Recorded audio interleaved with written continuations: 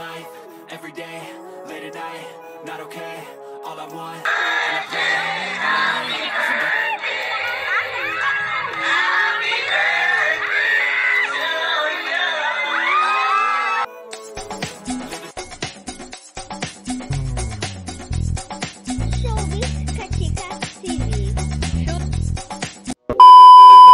Hello mga kachika, kagabi nga September 5, 2025 ay talaga namang napakasayang isinelebrate ni Dr. Ivy Teo ang kanyang birthday. At ito nga ay talaga namang star-studded dahil nga ang kanyang mga Ivy babies ay present sa birthday celebration.